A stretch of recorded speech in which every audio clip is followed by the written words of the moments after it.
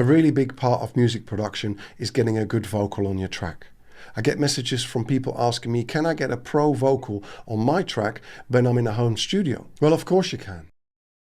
And there's probably hundreds and thousands of examples that you don't know about of records that are either in the charts, on TV, or have been signed to labels that have been recorded in home studios. So I thought I'd do this video to really show you how you can get to that pro vocal. Before I get stuck in, there are some pieces of equipment you need, such as a sound card, a microphone, a mic stand, and a pop shield. And then last but not least, you need some closed back headphones. And that brings us to pitch. And pitch is something that we can really focus on a lot because everyone knows about all the plugins that we have to tighten things up. And yes, if you've got a vocalist that sings pretty much in tune and you kind of still use a pitch tuner to really get that little bit more refinement out of that, that's really great and that can really work. But don't rely on a tuning plugin if you can. Try and find out where they are sharp or flat and try and see what that could be. Quite often, if you've got someone that's a pretty decent singer especially, you will find that it could be the type of headphones. It could be what the balance of your track is like. Maybe there's a specific sound in your track that's really loud and it's putting them off, or they can't hear themselves, or they're really loud in their headphones. Put their headphones on, sing on the microphone and see how that sounds. Maybe you will find you can find something that's actually doing that. Because if you can get your vocalist to sing pretty much in tune most of the way, then when you do use a tuning plugin or you do flex time or you manually tune the vocal, you can really manipulate it much better and it will sound more realistic and you get a much better result. And then to add one final point to this, which is pretty brutal, but the vocalist you have might not be as good as what you want them to be. And if that's the case, you're going to have to try and get everything up to the best level that you can and do the rest on your computer by tuning and timing and editing. And it takes time, but take the time and you can still get a great result. And that brings me on to the next point, which is emotion. The best singers are able to sing a song with the feeling and the emotion of what the song is about and be able to portray that and get that feeling across. So they're kind of like good actors who will be able to act a part exactly as how that person would feel that. This is why some actors go and live the part before they actually act the part, because then they understand what emotion they need to find in order for them to portray that part correctly. The same thing is with singing. Some singers just find it very hard to get to that emotion part. So they can sing the tuning all right, but then when it comes to actually feeling it, they can't get themselves there. So you have to help them with that. And if that means taking everyone out the room or turning the lights down or having a little drink before, the singer sings, or going out for a party and then coming back at 11 o'clock at night and then doing it.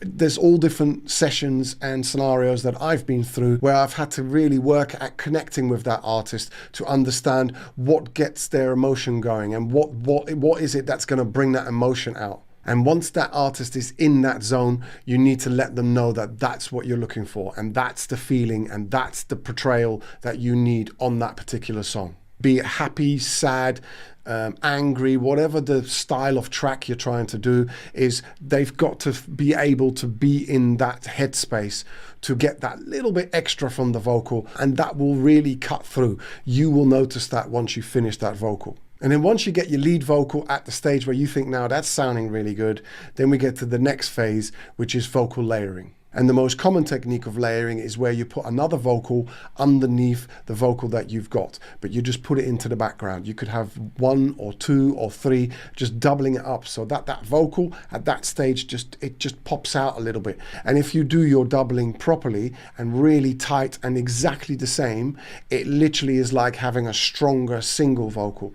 But because you pan maybe say one left and one right, it just opens up the spectrum and it just becomes a little bit more in your face. It's a common technique that a lot of people use, especially in choruses, in bridges, building into choruses, especially on the last hook line before the chorus, or even in certain phrases in the verses. Some producers also use them throughout the whole track and then push them up and down where they want a bit more emphasis on that vocal, but just having them really in the background where you can't even hear them, it just gives that vocal a little bit more body and a little bit more presence. And then a third technique for doubling is that you can do an octave lower. So if the singer can sing that, then great, but if they can't, then just take the lead vocal and drop it down an octave, go -12 on the notes, and then you get a bit of body, and then EQ that a certain way to again sit underneath that lead vocal, and you don't even notice it half the time. If you do it right, you don't notice it, but it's actually there, and it gives that lead vocal a bit more body and a bit more presence again.